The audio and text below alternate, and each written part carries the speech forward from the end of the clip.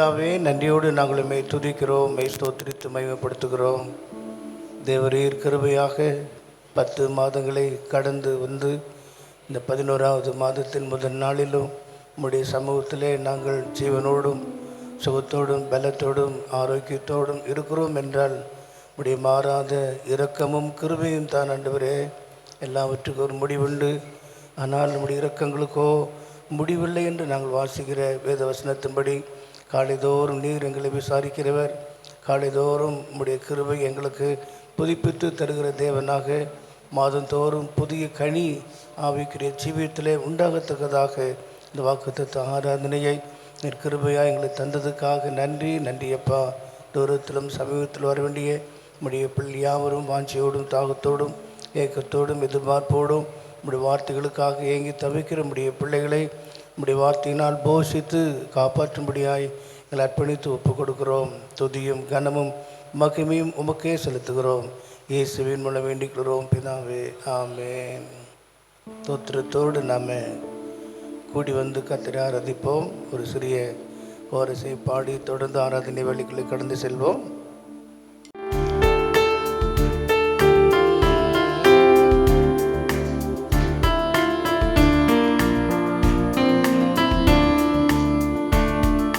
தோத்திரத்தோடு ஓடி வந்தோமே தோத்திரநாதா, தோத்திரத்தோடு கூடி வந்தோமே தோத்திரநாதா. தோத்திரம் தோத்திரம் தேவகுமாரா, தோத்திரம் தோத்திரம் தேவகுமாரா. தோத்திரத்தோடு கூடி வந்தோமே தோத்திரநாதா, தோத்திரத்தோடு கூடி வந்தோமே தோத்திரநாதா. நின்னருளாலே இன்னல்கள் நீங்கும் பொன்னகரோனே நன்மை செய்தீரே. நின்னருளாலே இன்னல்கள் நீங்கும் பொன்னகரோனே நன்மை செய்தீரே. தோத்திரத்தோடு கூடி வந்தோமே தோத்திரநாதா, தோத்திரத்தோடு கூடி வந்தோமே தோத்திரநாதா. தோத்திரம் தோத்திரம் தேவகுமாரா, தோத்திரம் தோத்திரம் தேவகுமாரா. தோத்திரத்தோடு கூடி வந்தோமே தோத்திரநாதா, தோத்திரத்தோடு கூடி வந்தோமே தோத்திரநாதா. செந்தமிழாலே பாமாலை சோடி பாதமே பணிந்தோம் கிறிஸ்தேசுநாதா. தோத்திரத்தோடு கூடி வந்தோமே தோத்திரநாதா, தோத்திரத்தோடு கூடி வந்தோமே தோத்திரநாதா. தோத்திரம் தோத்திரம் தேவகுமாரா, தோத்திரம் தோத்திரம் தேவகுமாரா.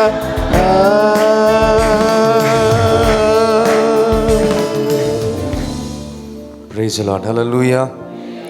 ஆண்டவர் இந்த 11வது மாதத்துக்குள்ளாக நாம் அடி எடுத்து வைக்க கர்த்தர் நமக்கு கிருபை செய்தார். நிச்சயமாகவே இந்த மாதம் கடந்த மாதம் முழுவதும் கர்த்தர் நம்மை நடத்தியிருக்கிறார். 10 மாதங்களாக நம்மை கிருபையாய் ஆண்டவர் நடத்திருக்கிறார். நம்மை வழி நடத்தி வந்த வழிகளெல்லாம் திரும்பி பார்க்கும் பொழுது அது மிகவும் ஆச்சரியமாக அதிசயமாக இருக்கிறது. இந்த மாதமும் கர்த்தர் நம்மை சந்தோஷமான பகுதியில் கர்த்தர் நம்மை கடந்து செல்ல வல்லவராக இருக்கிறார். அல்லேலூயா. எத்தனை பேர் உற்சாகமாக இருக்கிறீங்க? ஆகவே நம்ம எல்லாரும் சேர்ந்து, என்னுடைய மகிழ்ச்சியின் மகுடமே நீங்கள் தான் ஆண்டவரே, என் மனவாளரே, நான் உம்மை மறவேன். நீர் எனக்கு செய்த நன்மைகளை நான் மறப்பதில்லை, நான் ஒருபோதும் நான் உம்மை மறக்க மாட்டேன் என்று சொல்லி நாம் பாடி நாம் கர்த்தரிடம் மையப்படுத்துவோம். பகல் நேர பாடல் நீரே, இரவெல்லாம் கனவு நீரே, என் மேலான சந்தோஷம் இந்த உலகத்தில் வேறு எதுவும் இல்லைப்பா, நீங்கள் என் கூட இருக்கிறது தான். எத்தனை பேர் ஆமேன்னு சொல்கிறீங்க? நம்மோடு கூட கர்த்தர் இருக்கிறார்னா நிச்சயமாகவே அங்கே சந்தோஷம் மகிழ்ச்சி இருக்கும். அந்த நம்பிக்கையோடு விசுவாசத்தோடு நாம் சேர்ந்து பாடி நாம் கர்த்தரை மையப்படுத்துவோம்.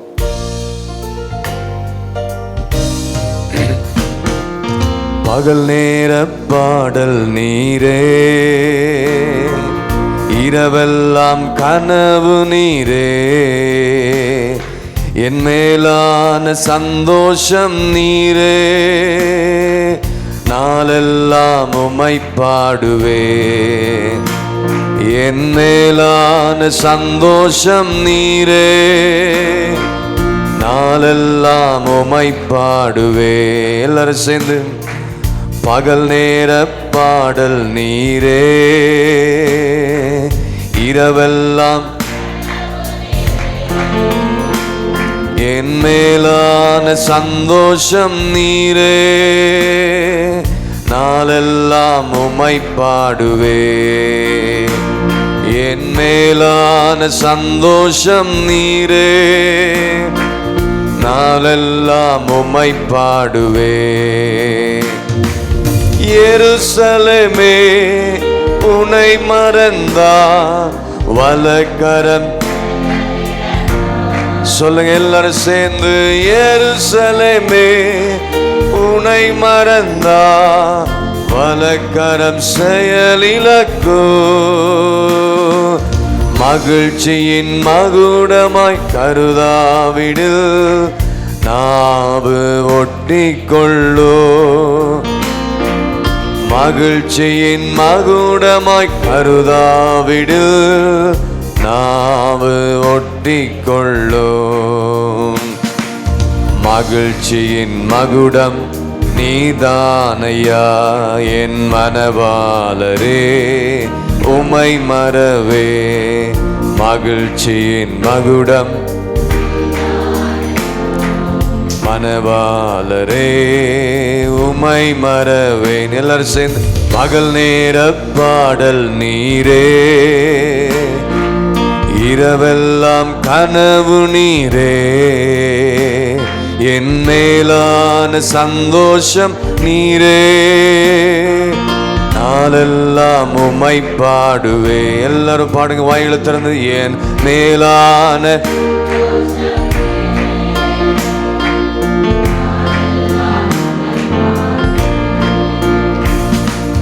கவலைகள் பெருகி கலங்கும் போது மகிழ்வித்தீரும் அன்பினா. எத்தனை பேர் சொல்ல முடியும்? கவலைகள் பெருகி கலங்கும் போது மகிழ்வித்தீரும் அன்பினா. கால்கள் சறுக்கி தடுமாறும் போது தாங்கினை கிருபையினா. சொல்லுவோமா? என் கால்கள் சறுக்கி தடுமாறும் போது தாங்கினை கிருபையினா. மகிழ்ச்சியின் மகுடம் நீதானையா,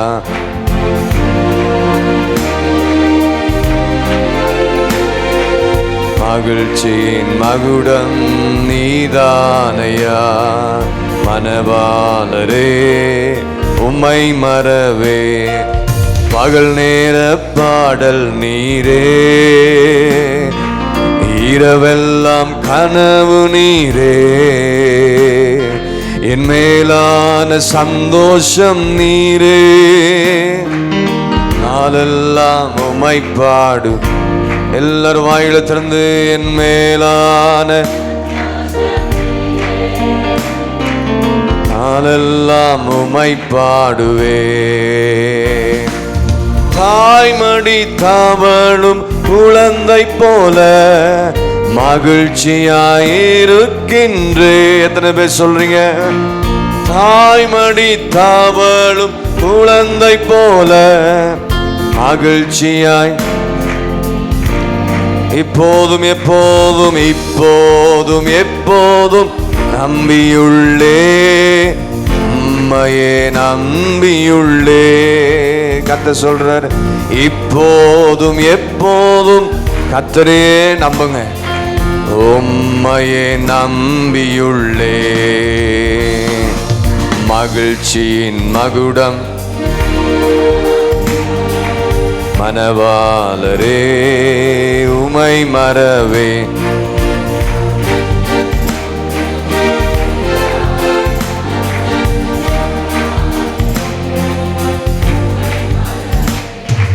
பகல் நேர பாடல் நீரே, எல்லாரும் இரவெல்லாம் கனவு நீரே.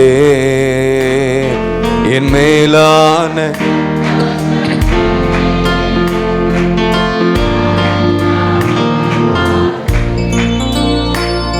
என் மேலான சந்தோஷம் நீரே. நாளெல்லாம் பார்வையில் சேருக்கு எனக்கில்லை, இருமாப்பு என்றுமில்லை. பார்வையில் சேருக்கு இருமாப்பு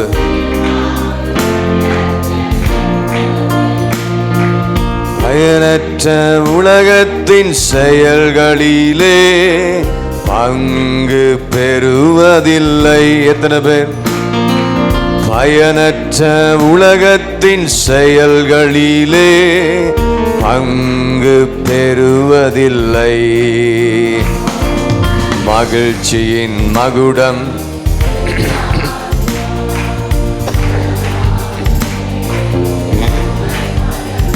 எல்லாரும் மகிழ்ச்சியின் மகுடம்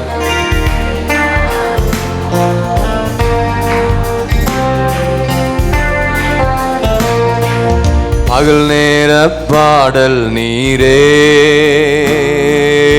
இரவெல்லாம் கர்த்தர் உங்களோடு இரவெல்லாம் கர்த்தர் பேசியிருப்பார். மேலான சந்தோஷம் நீரே. நாளெல்லாம் உம்மை பாடுவேன். என் மேலான சந்தோஷம் இயேசுவே. நாளெல்லாம் உம்மை பாடுவேன். கடைசியா எல்லாரும் சேர்ந்து மகிழ்ச்சியின் மகிழ்ச்சியின் மகுடம் நீதானையா. என் மனவாளரே மகிழ்ச்சியின் மகுடம் நீதானையா. மனவாளரே உம்மை மறவேன். பகல் நேர பாடல் நீரே. இரவெல்லாம் கனவு நீரே. என் மேலான சந்தோஷம் நீரே. நாளெல்லாம் என் மேலான சந்தோஷம் நீரே. உம்மை பாடுவே. மீண்டுமாய் சொல்வோமா? என் மேலான வாய்களை திறந்து அறிக்கை பண்ணுங்க. உம்மை பாடுவே. நம்முடைய மேலான சந்தோஷம் இயேசு ஒருவரே. அல்லேலூயா. நாளெல்லாம் நம் ஆண்டவரை போற்றி நாம் பாடிக்கொண்டே இருக்கலாம். ஆகவே நிச்சயமாக நம்முடைய வாழ்க்கையில் நாம் கவலைகள் பெருகி கலங்கும் பொழுது, கடந்த 10 மாதங்கள் எவ்வளோ கவலை, வேதனைகள், துக்கங்கள், கவலைகள் பெருகி நாம் கலங்கும் போது தம்முடைய அன்பினால் நம்மை மகிழ்வித்தார். என்னுடைய கால்கள் சறுக்கி தடுமாறும் பொழுது அவருடைய கிருபையே என்னை தாங்கினது. ஆகவே தேவ சமூகத்தில் சந்தோஷத்தோடு இந்த நாளில் வந்திருக்க தேவ பிள்ளையே, இந்த 11வது மாதத்தில் மகிழ்ச்சியோடு இருங்க, சந்தோஷத்தோடு இருங்க. அந்த பரலோக சந்தோஷம் எப்பொழுதுமே நம்முடைய வாழ்க்கையில் இருக்கணும். ஆகவே நம்ம எல்லாரும் சேர்ந்து சந்தோஷம் சந்தோஷம் சந்தோஷமே, பரலோக சந்தோஷமே. அவர் சமூகத்தில் சந்தோஷமே. ஆண்டுடைய சமூகத்தில் வந்துட்டாலே ஆண்டவர் தம்முடைய ஆனந்த தைல அபிஷேகத்தையும் இந்த ஆனந்த பாக்கியத்தையும் கர்த்தர் மீண்டுமாக கர்த்தர் நமக்கு தந்து நடத்துவார். கரங்களை தட்டி உற்சாகமாக நாம் பாடி நாம் எல்லாரும் கர்த்தரை நாம் மகிமைப்படுத்துவோம்.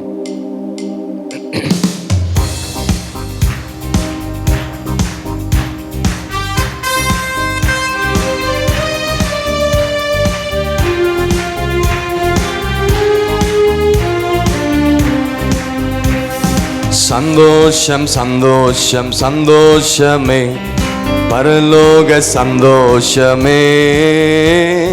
சந்தோஷம் சந்தோஷம் சந்தோஷமே, அவர் சமூகத்தில் சந்தோஷமே. எல்லாரும் கைகளை தட்டி எல்லாரும் சேர்ந்து பரலோக சந்தோஷமே. சந்தோஷம் சந்தோஷம் சந்தோஷமே, அவர் சமூகத்தில் சந்தோஷமே. கர்த்தரின் யுத்தத்தில் நான் நிற்கும் போது கலங்கிட தேவையில்லை. கைகளை உயர்த்தி ஆராதித்தால் பெரும் வெற்றியை தந்திடுவார். கர்த்தரின் யுத்தத்தில் நான் நிற்கும் போது கலங்கிட தேவையில்லை.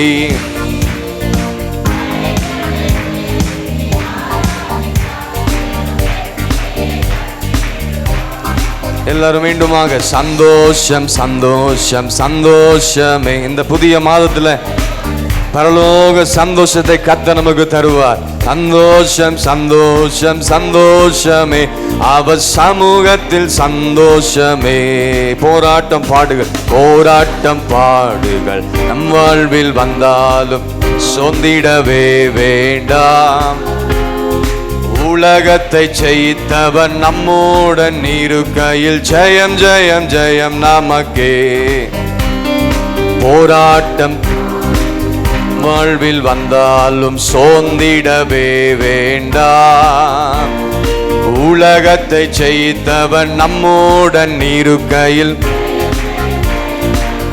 எல்லாரும் எழுந்து கர்த்தரை ஆராதிக்கலாமா? சந்தோஷம் சந்தோஷம் சந்தோஷமே, பரலோக சந்தோஷமே. சந்தோஷம் சந்தோஷம் சந்தோஷமே, அவர் சமூகத்தில் சந்தோஷமே. எத்தனை பேர் சொல்றீங்க? சந்தோஷம் சந்தோஷம் சந்தோஷமே, பரலோக சந்தோஷமே. சந்தோஷம் சந்தோஷம் சந்தோஷமே, அவர் சமூகத்தில் சந்தோஷமே.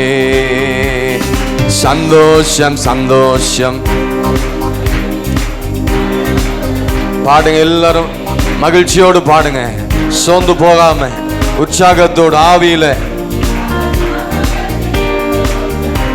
நல்ல கைகள் தட்டி எல்லாரும் சந்தோஷம் சந்தோஷம் சந்தோஷமே, பரலோக சந்தோஷமே. உங்க குடும்பத்துல பரலோக சந்தோஷம். உன் தனிப்பட்ட வாழ்க்கையில இழந்தது எல்லாம் சந்தோஷமே. கர்த்தருடைய யுத்தத்தில் நாம் நிற்கிறோம். கர்த்தரின் யுத்தத்தில் நாம் நிற்கும் போது கலங்கிட தேவையில்லை. சகோதரனே சகோதரியே, கைகளை உயர்த்தி நீ ஆராதித்தால் ஆமே. கர்த்தரின் யுத்தத்தில் நான் நிற்கும் போது கலங்கிட தேவையில்லை. உங்களை பார்த்துதான் கர்த்தர் சொல்றார், இந்த 11வது மாதத்தில் நீ கலங்க வேண்டாம். நீ கைகளை உயர்த்தி ஆராதிக்கும் பொழுது வெற்றியை தருவாய். உன்னத மறைவில் வல்லவன் நிழலில் சொல்வோம். உன்னத மறைவில் வல்லவன் என்றும் தேவனை நோக்கி அடைக்கலம் என்றே சொல்லுவே. ஆண்டவரை நோக்கி தேவனை அடைக்கலம் என்றே சொல்லுவே. அல்லேலூயா அல்லேலூயா ஆனந்தமே அல்லேலூயா. நிச்சயமாகவே இந்த மாதம் ஆனந்தமா இருக்கும், சந்தோஷமா இருக்கும். கர்த்தருக்குள் இருந்தா ஆனந்தமே. துதிப்பேன் துதிப்பேன் துதிப்பேன்.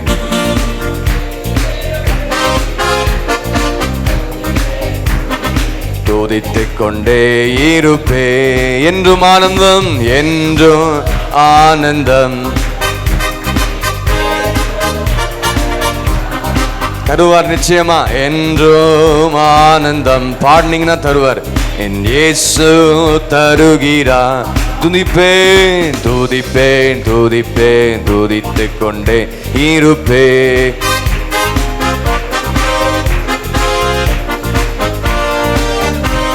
அல்லேலூயா அல்லேலூயா ஆனந்தமே. அல்லேலூயா அல்லேலூயா ஆனந்தமே. அல்லேலூயா ஆனந்தமே. துதிப்பேன் துதிப்பேன்.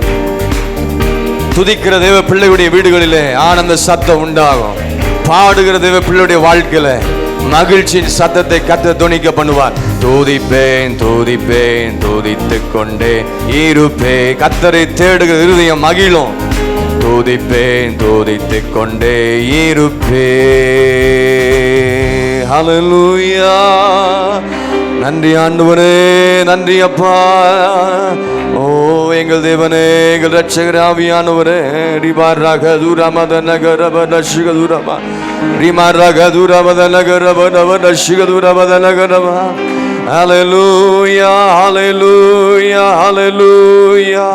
நன்றி அப்பா, நன்றி ஆண்டவரே. உம்மை துதிக்கிறோம், உம்மை ஸ்தோத்திரிக்கிறோம். கர்த்தரை தேடுகிற இருதயம் மகிழும். உங்க இருதயம் மகிழ்ச்சினால் பொங்கணுமா, சந்தோஷத்தால் பொங்கணுமா? கர்த்தரை தேடுங்க சகோதரனே சகோதரியே. நீ கர்த்தரை தேடனா இருதயம் மகிழும், மகிழ்ச்சி உண்டாகும், சந்தோஷம் உண்டாகும், சமாதானம் இருக்கும், கவலைகள் எல்லாம் மாறி போகும், கஷ்டங்கள் மாறும். கர்த்தரை தேடுகிற பிள்ளைகளுக்கு ஒரு நன்மையும் குறைவுபட்டு போகவே போகாது. இந்த மாதத்தில் கர்த்தர் உங்களோடு கூட பேசுகிற வார்த்தைகளை கர்த்தர் உங்களிலே மகிழ போகிறார். ஏசாயா 35:10 கர்த்தரால் மீட்கப்பட்டவர்கள் திரும்பி ஆனந்த களிப்புடன் பாடி சியோனுக்கு வருவாங்க. ஆனந்த களிப்புடன் பாடி சியோனுக்கு வருவார்கள். நித்திய மகிழ்ச்சி அவர்கள் தலையின் மேல் இருக்கும். சந்தோஷம் மகிழ்ச்சியும் அடைவார்கள். சஞ்சலமும் தவிப்பும் ஓடி போகும். எத்தனை பேர் நம்புறீங்க ஆண்டுடைய வார்த்தையை? நித்திய மகிழ்ச்சி அவர்களுடைய தலையின் மேல், குடும்பத்தின் மேலே சந்தோஷம் மகிழ்ச்சி அவர்கள் அடைவார்கள். சஞ்சலமும் தவிப்பும் ஓடி போ. கர்த்தர் பேசுகிற இந்த நல் வார்த்தைகள் நிச்சயமாகவே எரேமியா 31:13 சொல்லப்பட்டிருக்கிறது. அப்பொழுது கன்னிகைகளும் வாலிபரும் முதியோரும் கூட ஆனந்த களிப்பாய் மகிழ்வார்கள். சபையில் இருக்கிற கன்னிகைகள், வாலிபர்கள், முதியோர்கள் ஆனந்த களிப்பாய் மகிழ்வார்கள். அத்தை சொல்றாரு, நான் அவர்கள் துக்கத்தை சந்தோஷமா மாற்றுவேன். துக்கத்தோடு வந்திருக்கிற தேவ பிள்ளையே, துக்கத்தோடு இருக்கிற தேவ சகோதர சகோதரியே, வாலிப பிள்ளை, நான் அவர்கள் துக்கத்தை சந்தோஷமா மாற்றி அவர்களை நான் தேற்றுவேன். அவர்கள் சஞ்சலம் நீங்க அவர்களை சந்தோஷப்படுத்துவேன். முழங்கால் படியிட்டு கர்த்தருடைய சமூகத்தில் உன் பாரத்தை கர்த்தரிடத்தில் இறக்கி வைத்து ஜெபித்து விட்டு கடந்து செல்லுங்க.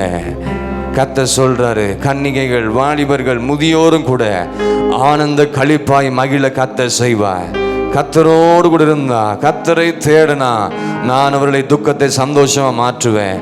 அவர்களை நான் தேற்றுவேன், ஆறுதல் படுத்துவேன். அவர்கள் சஞ்சலம் நீங்க அவர்களை நான் சந்தோஷப்படுத்துவேன். அன்பின் நல்ல ஆண்டவரே, நன்றியோடுமை துதிக்கிறோம், ஸ்தோத்திரிக்கிறோம். தர்மையான புதிய மாதத்தை கர்த்தர் எங்களுக்கு தந்ததுக்காக நன்றி ஆண்டவரே. இந்த புதிய மாதத்தை உம்முடைய கரத்தில் நாங்கள் சரண்டர் பண்ணுறோம். உம்முடைய கரத்தில் அர்ப்பணித்து ஒப்பு கொடுக்குற ஆண்டவரே. உண்மையாய் தேடுகிற பிள்ளையுடைய இருதயத்தை நீர் மகிழ செய்கிற தேவனாக இருக்கிறீர் ஆண்டவரே.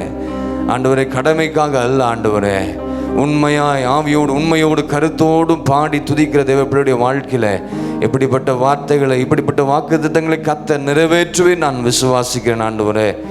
ஆனந்த களிப்பாய் மகிழ செய்யுங்க ஆண்டவரே. துக்கத்தை சந்தோஷமாக மாற்றுவீராக, அவர்களை தேற்றுவீராக. சஞ்சலம் நீங்க அவர்களை சந்தோஷப்படுத்தும்படியாக நாங்கள் ஜெபிக்கிறோம். சிறியோர் முதல் பெரியோர் வரையிலும் கர்த்தாவே அவர்களை சந்தோஷப்படுத்தி நீர் மகிழுகிற தேவனா இருக்க போகிறதுக்காக நன்றி ஆண்டவரே. இந்த நாள் முழுவதும் கர்த்தர் எங்களோடு கூட இருப்பீராக. கடந்த 10 மாதங்களாக எங்களை நடத்தின ஆண்டவர் இந்த 11வது மாதத்திலையும் கர்த்தர் நடத்த போகிறதுக்காக ஸ்தோத்திரம். எங்கெல்லாம் நாங்கள் சந்தோஷத்தை இழந்தோமோ, எங்கெல்லாம் நாங்கள் ஆண்டவர் துக்கத்தை அனுபவித்து அந்த இடத்துல எங்களுடைய வாழ்க்கையில் இழந்த எல்லா விதமான ரட்சிப்பின் சந்தோஷத்தை மீண்டுமாக எங்களுடைய வாழ்க்கையில் ஆனந்த பாக்கியத்தை நீர் புதுப்பித்து தரப்போவதுக்காக நன்றியோடு துதிக்கிறோம். செய்கிற வேலையில், தொழிலில், பிஸ்னஸில், படிப்பில், ஊழியத்தில், குடும்ப வாழ்க்கையில் எல்லா பகுதியிலும் நிறைவான சந்தோஷத்தை கற்று தந்து நடத்துவீராக. எங்களை நாங்கள் தாழ்த்துகிறோம், அர்ப்பணிக்கிறோம். உம்முடைய கரத்தில் இந்த மாதம் ஒப்பு கொடுக்கிறோம். எங்களையும் குடும்பத்தையும் பிள்ளைகளையும் எல்லா காரியத்தையும் அர்ப்பணிக்கிறோம். நீர் பொறுப்படுத்தி நடத்துவீராக. இயேசு கிறிஸ்து மூலம் ஜெபங்களும் ஜீவனுள்ள நல்ல பிதாவே, ஆமென், ஆமென். நம்ம எல்லாரும் ஆண்டவருடைய பரிசுத்த நாமத்திற்கு மகிமை உண்டாவதாக. சந்தோஷம், மகிழ்ச்சி என்றெல்லாம் நம்ம கேட்டோம். எத்தனை பேர் சந்தோஷமாக மகிழ்ச்சியாக இருக்கிறீர்கள் என்பது உங்களுக்கு தெரியும். உண்மையாகவே நாம் மீட்கப்பட்டிருப்போம் என்றால் எல்லா சஞ்சலமும் தவிப்பும் ஓடிப்போய் நாம் கர்த்தருக்குள் மகிழ்ச்சியாக இருந்தாவே அது நமக்கு பலனாக இருக்கும். அல்லேலூயா. கர்த்தருடைய கிருபையினாலே நாம் இந்த 11வது மாதத்தை தொடங்கி இருக்கிறோம். நாம் எல்லாரும் தேவனுடைய பிள்ளைகள் என்று அழைக்கப்படுவதனாலே பிதாவாகிய தேவன் நம்மளை பாராட்டின அன்பு எவ்வளவு பெரிதாக இருக்கிறது. அந்த அன்பினால் தான் நம்மை அழைத்து நம்மை மட்டும் நடத்தி கொண்டு வருகிறார். பிரியமானவர்களே, நாம் தேவனுடைய பிள்ளைகளாக இருக்கிறோம் என்பதற்கு அத்தாட்சி என்னென்னா, நாம் விசுவாசிகள். நம் ஆபிரகாமின் பிள்ளைகளாக இருக்கிறோம். விசுவாசத்தினாலே ஆபிரகாமின் பிள்ளைகள் என்று அழைக்கப்படுகிறோம். இந்த ஆபிரகாமின் பிள்ளைகளாகிய, விசுவாசத்தின் பிள்ளைகளாகிய நமக்கு நம்மை ஒரு வாக்குத்தத்தம் உள்ள சுதந்திரவாளிகளாக தெரிந்திருக்கிறார் என்பதை நாம் அறிந்திருக்கிறோம். ஆகவே நம்ம ஒவ்வொரு வசனங்களை பார்க்கும்போது கலாத்தியில் சொல்லப்பட்டிருக்கிறது, நாம் விசுவாசத்தினாலே ஆபிரகாமுக்கு பிள்ளைகளாக இருக்கிறோம் என்று. மாத்திரமல்ல, 2 கொரிந்தியரில் நாம் பார்க்கிறோம், இந்த வாக்குத்தத்தங்கள் எல்லாம் குமாரனாகிய இயேசு கிறிஸ்துவின் மூலமாக நமக்கு ஆம் என்றும் ஆமென் என்றும் இருக்கிறது. ஆபிரகாமுக்கு உண்டான அதே ஆசீர்வாதத்தை நாம் ஆண்டவராகிய இயேசு கிறிஸ்துவின் மூலமாக பெற்றுக்கொள்கிறோம். எத்தனை பேர் விசுவாசிக்கிறீங்க? அல்லேலூயா. ஆகவே தீர்க்கதரிசியாகிய ஏசாயா 42வது அதிகாரத்தில் ஆரம்ப பகுதியில் ஆண்டவராகிய இயேசு கிறிஸ்துவை பற்றி விளக்கமாக தெளிவாக சொல்லியிருந்தாலும் நாம் அந்த வாக்குத்தத்தத்தை சுதந்திரித்துக் கொள்வதற்கு 42ஆம் அதிகாரம் 7வது வசனத்தை நான் வாசிக்க கேட்போம். கர்த்தராகிய நான் நீதியின்படி உம்மை அழைத்து உம்முடைய கையை பிடித்து உம்மை தற்காத்து உம்மை ஜனத்திற்கு உடன்படிக்கையாகவும் ஜாதிகளுக்கு ஒளியாகவும் வைக்கிறேன். I the Lord have called thee in righteousness and will hold thine hand and all and will keep thee and give thee for a covenant of the people, for a light of the Gentile. Isaiah 42 verse 6. ஆண்டுடைய பரிசுத்த நாமத்துக்கு மகிமை உண்டாகட்டும். தமிழில் 7வது வசனம், ஆங்கிலத்தில் 6வது வசனம். இதையே நாம் இன்றைக்கு வாக்குத்தத்தமாக எடுத்துக்கொள்ளப் போகிறோம். எத்தனை பேர் இதை சுதந்திரித்துக் கொள்வோம் என்பதை வசனங்கள் கேட்கும்போது நாம் அதை புரிந்து கொள்ள முடியும். கர்த்தருடைய நாம் மகிமைப்படட்டும். இங்கே சொல்லப்பட்டிருக்கிறது, கர்த்தராகிய நான் என்னுடைய நீதியின்படி உம்மை அழைத்து என்று முதலாவது நாம் பார்க்கிறோம். நம்முடைய வாழ்க்கையில் பின் நோக்கி பார்ப்போம் என்றால், முன்னுள்ள வாழ்க்கையை நோக்கி பார்ப்போம் என்றால், உளையான சேற்றிலும் பாவத்திலும் அக்கிரமங்களினாலும் பாவங்களினாலும் மரித்திருந்த நம்மை அவர் என்ன செய்தார்? உயிர்ப்பித்தார். அந்த உயிர்ப்பிக்கப்படுவதிலேயே நமக்கு ஒரு பெரிய மகிழ்ச்சியும் சந்தோஷத்தையும் தந்திருக்கிறார். ஆகவே தான் கர்த்தருக்குள் ஒப்பு கொடுக்கப்பட்ட, ரட்சிக்கப்பட்ட, மீட்கப்பட்ட தேவ ஜனங்களுக்குள்ளே எப்போதும் சந்தோஷத்தையும் மகிழ்ச்சியும் வைத்து கொண்டே இருக்கிறார். அதை நாம் இழந்து போகக்கூடாது. அதுதான் மிக முக்கியம். ஆமேன். பிரியமானவர்களே, நம்முடைய அழைப்பு எவ்வளவு விசேஷித்தது என்பதை நாம் அறிந்து உணர்ந்தோம் என்றால் நிச்சயமாக அந்த அழைப்பை மட்டுமல்ல, அதன் மூலமாக நாம் தெரிந்து கொள்ளப்பட முடியும். அதோடு கூட நாம் உண்மையாக அவருக்குள்ளே ஜீவிக்கவும் முடியும். ஆகவே தான் வெளிப்படுத்தலே சொல்லப்பட்டிருக்கிறது, இயேசுவோடு கூட இருக்கிறவர்கள், அவரோடு கூட இருக்கிறவர்கள் அழைக்கப்பட்டவர்கள், தெரிந்து கொள்ளப்பட்டவர்கள், எல்லாவற்றிலும் பார்க்க உண்மை உள்ளவர்கள் என்று நாம் பார்க்கிறோம். ஆகவே தான் அந்த உண்மையுள்ள மனுஷன்தான் சகல விதமான ஆசீர்வாதத்தையும் வாக்குத்தத்தங்களையும் சுதந்திரித்து கொள்ள முடியும். ஆகவே இந்த வார்த்தையின் நிமித்தமாக நாம் படிக்கிறோம், நான் கர்த்தராகிய நான் நீதியின்படி உம்மை அழைத்து என்று சொல்லப்பட்டிருக்கிறது. பிரியமானவர்களே, நாம் ரோமர் நிருபம் 5ஆம் அதிகாரம் 1-2 வசனங்களை வாசிக்கும்போது விசுவாசத்தினால் தான் இதை பெற்றுக்கொள்கிறோம். இவ்விதமாக நாம் விசுவாசத்தினாலே நீதிமான்கள் ஆக்கப்பட்டிருக்கிறபடியால், விசுவாசத்தினாலே நீதிமான்கள் ஆக்கப்பட்டிருக்கிறபடியினால் நம்முடைய கர்த்தராகிய இயேசு கிறிஸ்து மூலமாய், நம்முடைய கர்த்தராகிய இயேசு கிறிஸ்துவின் மூலமாக தேவனிடத்தில் சமாதானம் பெற்றிருக்கிறோம். தேவனிடத்திலே சமாதானம் பெற்றிருக்கிறோம். அவர் மூலமாக நாம் இந்த கிருபையில் பிரவேசிக்கும் ஸ்லாக்கியத்தை விசுவாசத்தினால் பெற்று நிலை by faith, விசுவாசத்தினால் நாம் பெற்று நிலை கொண்டிருந்து தேவ மகிமையை அடைவோம் என்கிற நம்பிக்கையினாலே, மகிமை பாருங்க, தேவ மகிமை அடைவோம் என்கிற நம்பிக்கையினாலே மேன்மை பாராட்டுகிறோம் என்று சொல்வது கர்த்தருக்குள்ள மகிழ்ச்சியாக இருக்கிற ஒரு பலனாக இருக்கிறது. நம்முடைய நம்பிக்கையில் அசையாமல் உறுதியாய் ஸ்திரமாக இருந்தால் அப்படி ஆகும். ஆகவே தான் கர்த்தருக்குள்ளே நாம் எப்போதும் நாம் உண்மையாய் உத்தமமாக காணப்பட வேண்டியது அவசியமாக இருக்கிறது. நம்மை அழைத்த தேவன் உண்மையுள்ளவர், அவர் அப்படியே செய்வார். ஆனால் நாம் எப்படி செய்கிறோம் என்பதை நிதானித்து பார்த்து வசனத்தை கேட்கிறவர்களாக மாத்திரமல்ல, அதன்படி நடக்கிறவர்களாக, அதன்படி செய்கிறவர்களாக இருக்கும்போது தான் அது உண்மையான அன்பு. ஒருவன் கர்த்தரிடத்தில் அன்பு கூறுவான் என்றால் அவருடைய பிரமாணங்களை கைக்கொள்ள கடவன், அவருடைய அன்பிலே நடக்க வேண்டும். ஆகவே தான் நம்முடைய அழைப்பு ஒரு விசேஷித்த அழைப்பு.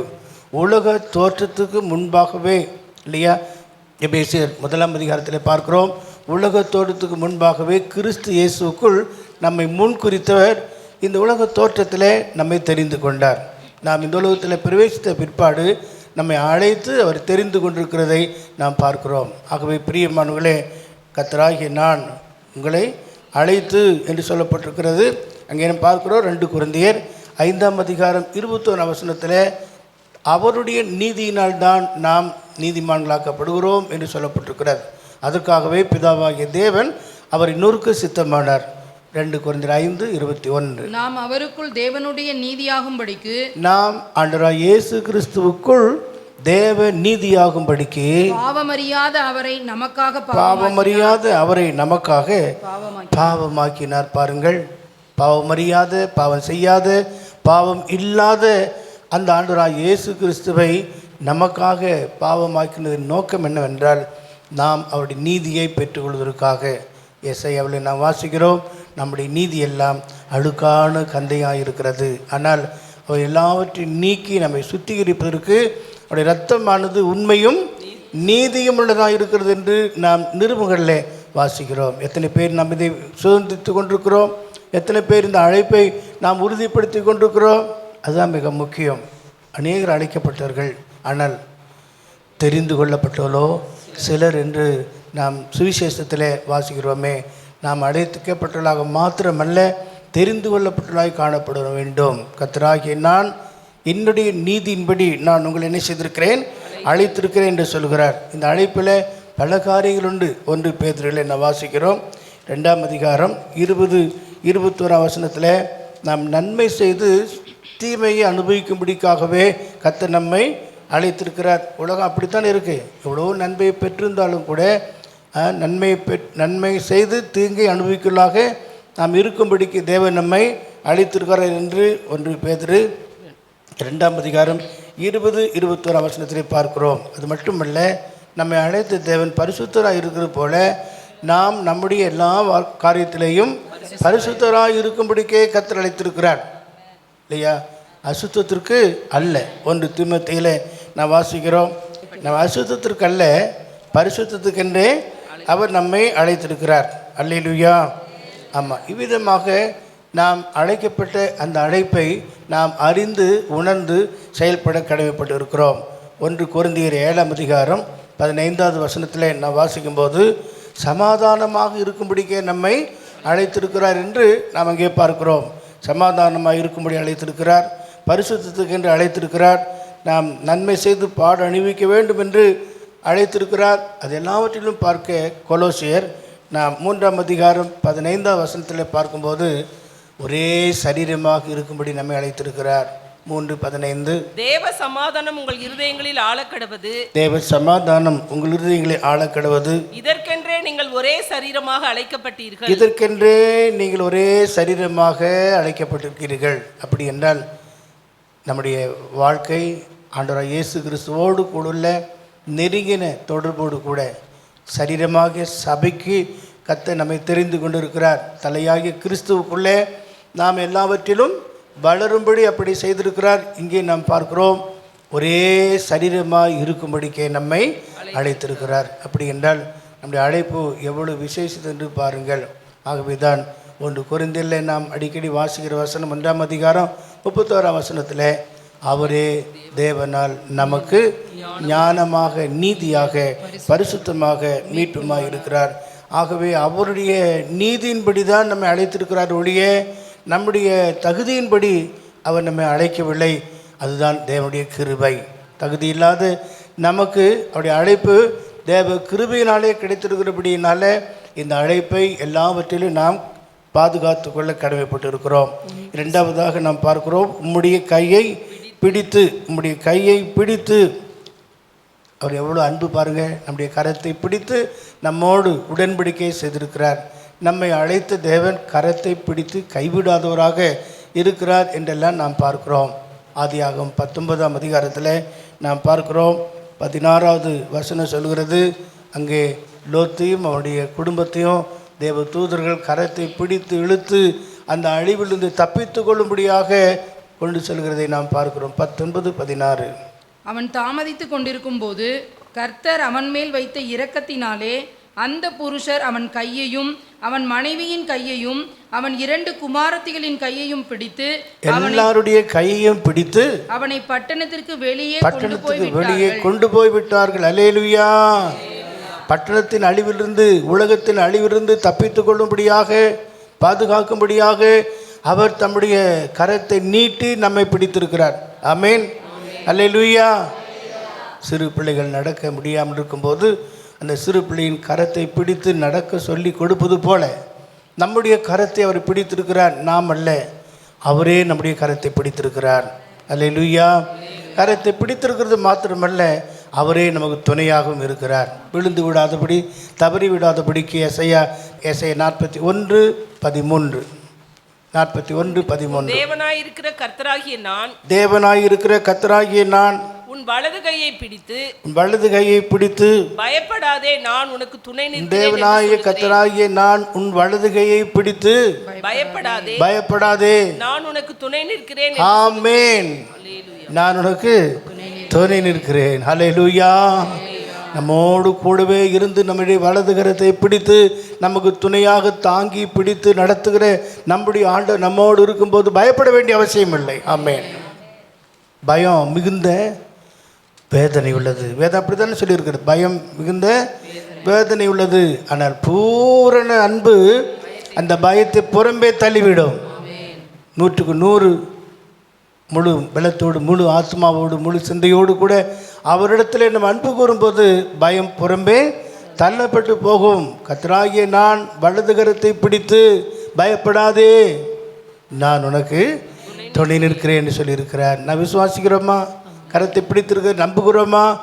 நாம் சந்தேகப்பட வேண்டிய அவசியம் இல்லை. நம்முடைய கரத்தை கர்த்தர் பிடித்திருக்கிறார். இஸ்ரவேல் ஜனங்களை எகிப்தின் அடிமைத்தனத்திலிருந்து விடுவித்து அவர்களை வனாந்திரத்துக்கு கொண்டு வரும்போது வேதம் இப்படி சொல்கிறது, நான் அவருடைய கரத்தை பிடித்திருக்கிறேன் என்று. வாசிப்போம். எபிரேயர் நிருபம் 8ஆம் அதிகாரம் 9வது வசனம். அவர்களுடைய பிதாக்களை எகிப்து தேசத்திலிருந்து கொண்டு வரும்படிக்கு நான் அவர்களுடைய கையை பிடித்த நாளிலே. ஆமென். அல்லேலூயா.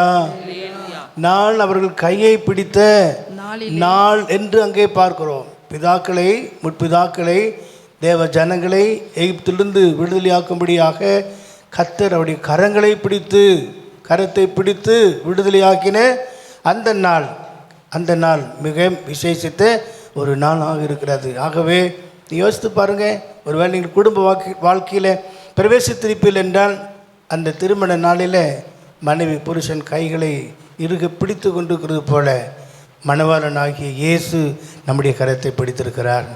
ஆமேன், அல்லேலூயா. திருமணம் ஆனவங்களுக்கும் ஆகாதவங்களுக்கும் இன்னொரு நித்திய விவாகம் இருக்கிறது. அந்த விவாகத்திற்கென்று இப்பொழுதே அவர் நம்முடைய கரத்தை பிடித்திருக்கிறார். பயப்படாதே, நான் உனக்கு துணை நிற்கிறேன். எவ்வளோ அருமையான வார்த்தைகள் பாருங்கள். இதுதானே நம்மை தேற்றுகிற வசனங்களாக இருக்கிறது.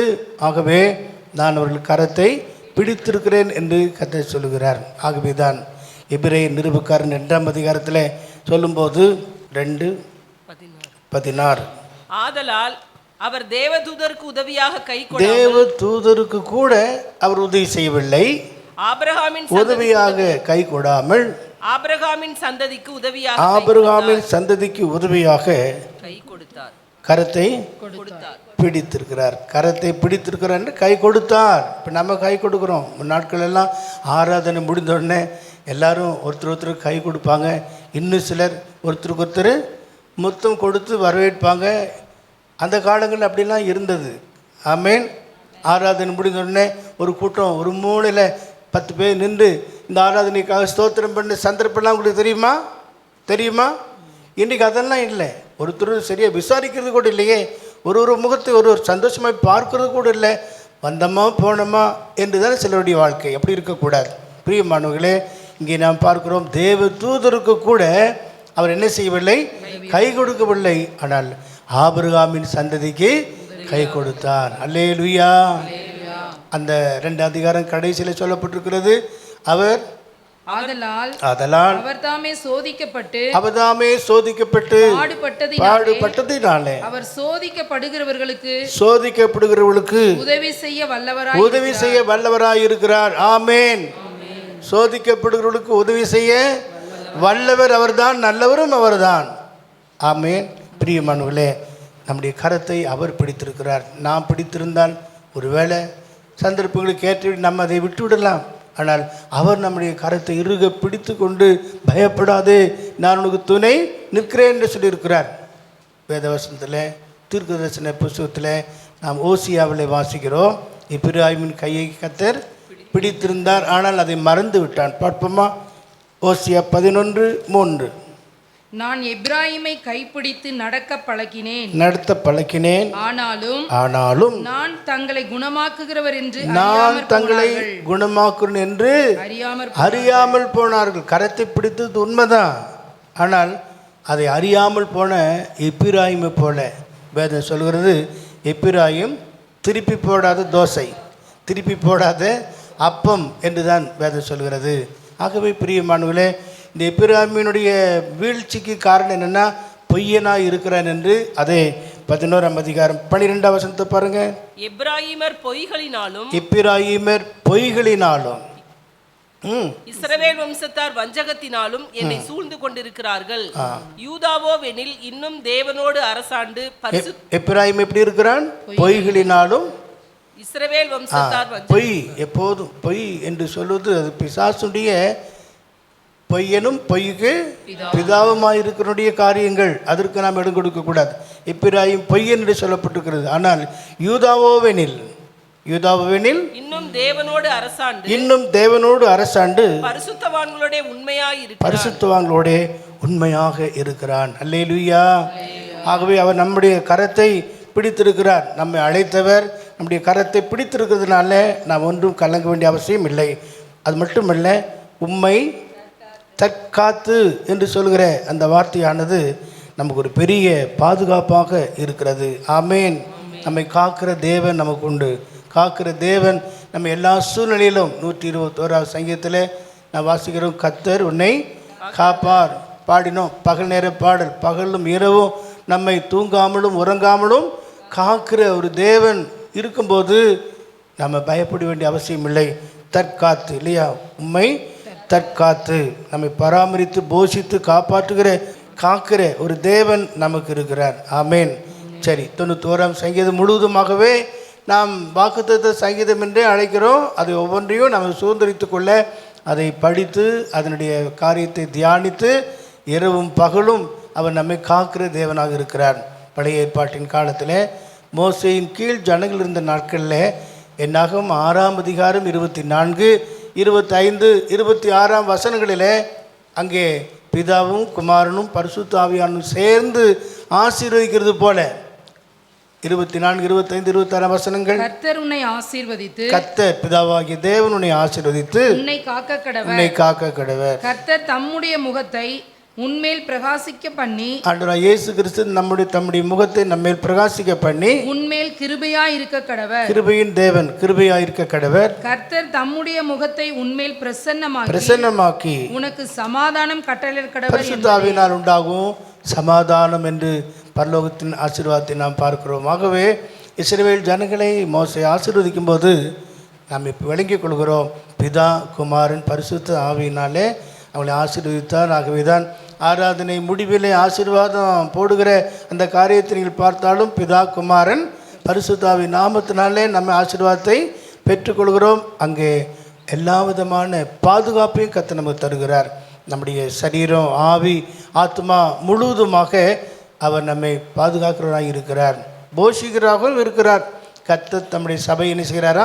போஷித்து காப்பாற்றுகிறார். காக்கும் தேவன் நமக்கு இருக்கும்போது நாம் ஒன்றுக்கும் கவலைப்பட வேண்டிய அவசியம் இல்லை. அடுத்து உம்மை ஜனத்திற்கு உடன்படிக்கையாக பொறுப்பாக உத்தரவாதமாக வைத்திருக்கிறார். ஆண்டவராகிய இயேசு கிறிஸ்து அதற்காகவே தன்னை ஜீவ பலியாக ஒப்பு கொடுத்தார்.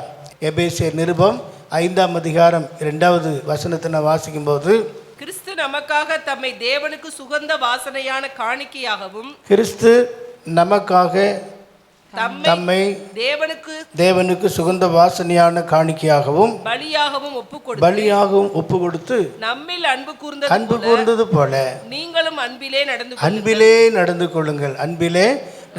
அவர் எவ்விதமாய் கிறிஸ்து நமக்காக சுகந்த வாசனையான காணிக்கையாக பலியாக ஒப்பு கொடுத்து நம்மில் அன்பு கூர்ந்தது போல நீங்கள் அன்பிலே நடந்து கொள்ளுங்கள். ஜனத்தோடு கூட உடன்படிக்கை உள்ள ஒரு அனுபவம். ஆகவே தான் நம்முடைய சரீரங்களை ஜீவ பலியாக ஒப்பு கொடுக்க வேண்டும் என்று தேவனுடைய இரக்கங்களை முன்னிட்டு உங்களை வேண்டிக் கொள்கிறேன். இதுவே நீங்கள் செய்யத்தக்க புத்தியுள்ள ஆராதனை செய்வது நிமித்தமாக நாம் ஒரு நல்ல உடன்படிக்கைக்குள்ளே வந்து நம்முடைய ஆவி, ஆத்மா, சரீரத்தை பரிசுத்தமாக காத்துக்கொள்ள கர்த்தர் நமக்கு உதவி செய்கிறார். ஆமேன்.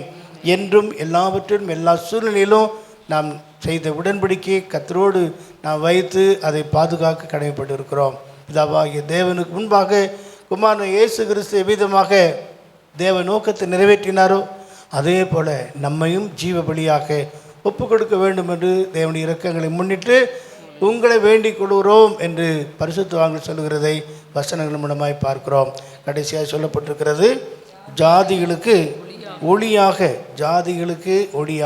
பிரியமானவர்களே, இயேசுவை சொன்னார், நீங்கள் உலகத்துக்கு ஒளியாக இருக்கிறீர்கள், உங்கள் வெளிச்சம் இருளாகாதபடிக்கு எச்சரிக்கையாக இருக்க வேண்டும் என்று சொல்லி. அப்படி என்றால் ஒளி உள்ள ஒரு அனுபவம், அது ஒரு பரிசுத்தத்தினுடைய மேன்மையாக இருக்கிறது.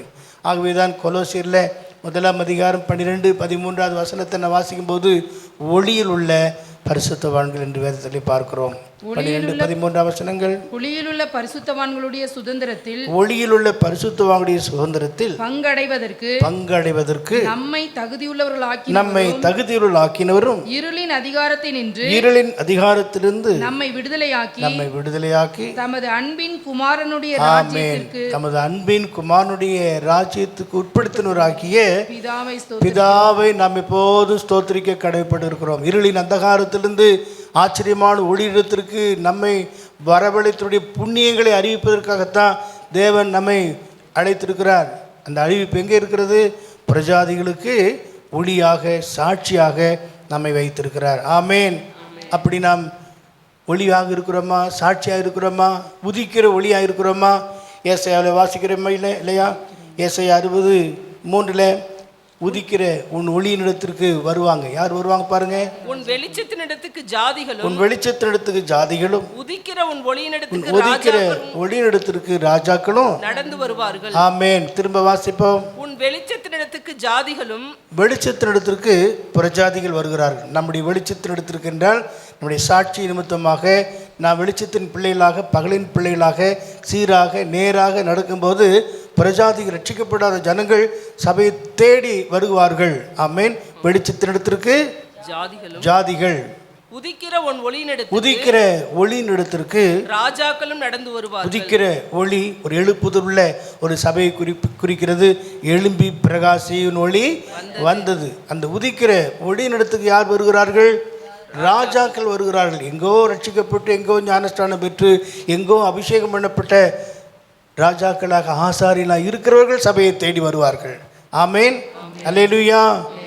ஜனங்களும் வருவாங்க, ஜாதிகளும் வருவாங்க, ராஜாக்களும் வருவார்கள். அப்படி என்றால் உதிக்கிற ஒளியாக நாம் காணப்பட வேண்டும். அதைத்தான் இந்த வசனங்களிலே நாம் பார்க்கிறோம். கர்த்தராகிய நான் நீதியின்படி உம்மை அழைத்து உம்முடைய கையை பிடித்து உம்மை தற்காத்து உம்மை ஜனத்திற்கு உடன்படிக்கையாகவும் ஜாதிகளுக்கு ஒளியாகவும் வைக்கிறேன் என்று சொல்கிறார். நீங்கள் அதன்படி, நாம் அதன்படி இருப்போம் என்றால் தேவ நோக்கு நிறைவேறும்.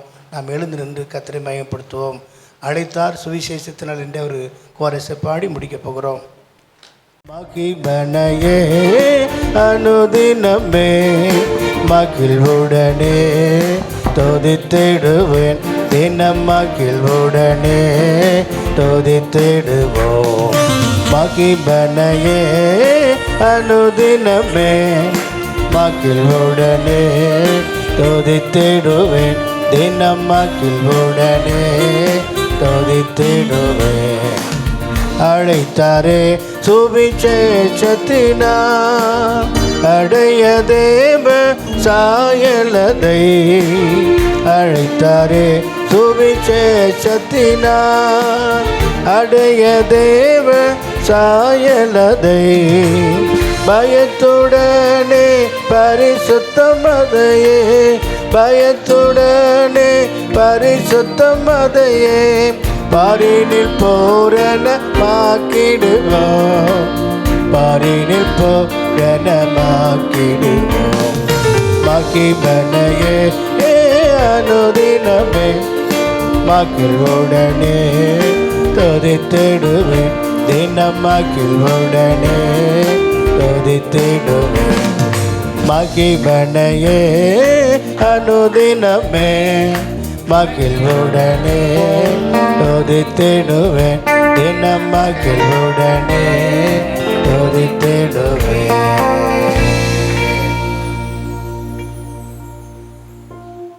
ஸ்தோத்திரிக்கிறோம் ஆண்டவரே, ஸ்தோத்திரம் ஸ்தோத்திரம் ஸ்தோத்திரம். எங்களை அதிகமாக நேசிக்கிற எங்கள் நல்ல தகப்பனே, நன்றியோடு நாங்கள் உம்மை துதித்து உம்மை மேம்படுத்துகிறோம். நல்ல புதிய மாதத்துக்காக, புதிய நாளுக்காக உமக்கு ஸ்தோத்திரம். கடந்த மாதமெல்லாம் நீர் எங்களை கண்மணி போல் பாதுகாத்ததற்காக நன்றி செலுத்துகிறோம் ஆண்டவரே.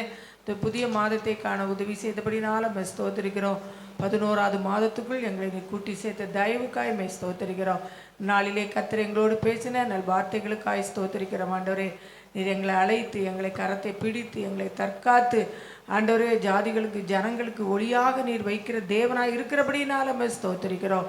நாங்கள் ஒளியாக நடந்து கொள்ள ஆண்டவரே, ஜாதிகளுக்கும் ஜனங்களுக்கு முன்பாக இந்த உலகத்தில் நாங்கள் பெற்ற ரட்சிப்பை, சுவிசேஷத்தை மற்றவர்களுக்கு சொல்வதற்கு நாங்கள் ஒளியாக வாழ ஆண்டவரே, ஒளியாக நாங்கள் ஜீவிக்க ஆண்டவரே, நாங்கள் செல்லும் போதும் வரும்போதும் ஒரு சுவிசேஷர்களாய் மற்றவர்களுடைய ஆண்டவரே மனுஷர்களுக்கு கண்களில் காணப்பட்டு அவர்களே ரட்சித்த ஆண்டவரே. ஆண்டவரே, இந்த ஒளி கர்த்தராக இயேசு கிறிஸ்து என்பதை அறிந்து கொள்ள வேண்டிய அந்த வெளிச்சத்தினிடத்திற்கு எல்லாரும் ஓடி வர கர்த்தர் கிருபை செய்ய முடியாது ஜெபிக்கிறோம். இந்த நாள் எங்களுக்கு கொடுத்த, இந்த மாதத்துக்கு கொடுத்த நல்ல வாக்கு தத்துவத்துக்காய் மெய் ஸ்தோத்திரிக்கிறோம். உம்முடைய கிருபைகள் காலைதோறும் புதிதாக இருக்கிறது.